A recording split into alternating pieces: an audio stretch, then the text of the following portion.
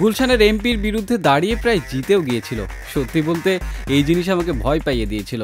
ধরুন আপনাকে একজন প্রশ্ন করলো, বাংলাদেশে কোন সেলিব্রিটির আইকিউ সব থেকে বেশি? আপনার উত্তর কি হবে? আবার ধরুন সম্প্রতি শোবিজ অঙ্গনে একজন অভিনেত্রী একটি সমালোচনার সৃষ্টি করেছেন, সেটা বুঝে হোক বা না বুঝে হোক, তাকে ইঙ্গিত করে তার আইকিউ নিয়ে প্রশ্ন করলে আপনার জবাব কি হবে? চলুন জেনে আসি বিস্তারিত। সম্প্রতি প্রিয় মালতী সিনেমার পোস্টার ক্যাম্পেইনে গিয়ে অভিনেত্রী মেহেজাবিন চৌধুরী একটি বিতর্কের সৃষ্টি করেছেন। তিনি একটি পোস্টার লাগান কুমিল্লার ভিক্টোরিয়া সরকারি কলেজের ইতিহাস বিভাগের শিক্ষার্থী ও নাট্যকর্মী সোহাগী জাহান তনুর গ্রাফিতির উপর। 2016 সালের 20 মার্চ তনুর মৃতদেহ কুমিল্লা ক্যান্টনমেন্টের ভেতরে পাওয়া যায়, যার বিচার কাজ এখনো চলমান। এই ঘটনার পর অবশ্য প্রকাশ্যে ক্ষমাও চান এই অভিনেত্রী।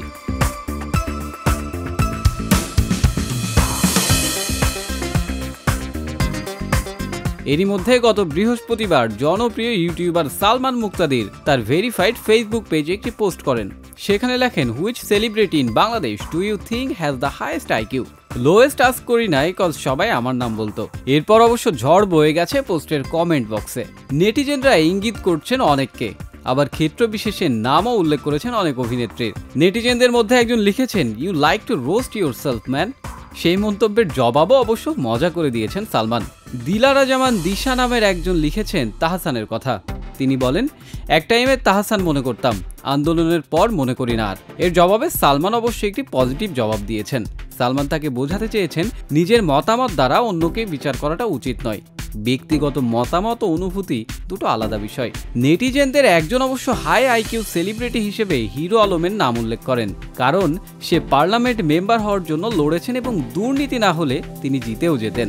জবাবে সালমান বলেন, ইন্টারেস্টিং, আমি বিশ্বাস করি সে দারুণ মেধাবী। শুধুমাত্র গ্রামের মূর্খ লোক হওয়ায় আর তার ভাগ্যের কারণে তার বুদ্ধিমত্তা ঢাকা পড়ে যায়। যদি সে ভালো তত্ত্বাবধানে থাকতো এবং সুবিধা পেত, তবে নিশ্চিতভাবে সে বড় কোনো নেতা হতো। মানুষ হিসেবে খারাপ না ভালো ওইটা আমি জানি না, কিন্তু এটা মানতে হবে তার বুদ্ধিমত্তা আছে বলেই সে গ্রামে পড়ে থাকে নাই। গুলশানের এমপির বিরুদ্ধে দাঁড়িয়ে প্রায় জিতেও গিয়েছিল। সত্যি বলতে এই জিনিস আমাকে ভয় পাইয়ে দিয়েছিল।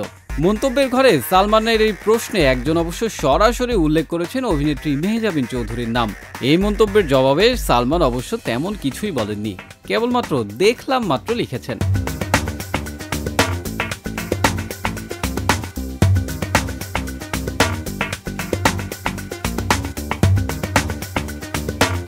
সালমান এই পোস্টটি কাকে উদ্দেশ্য করে দিয়েছেন তা আসলে পরিষ্কার নয় কারো কাছেই।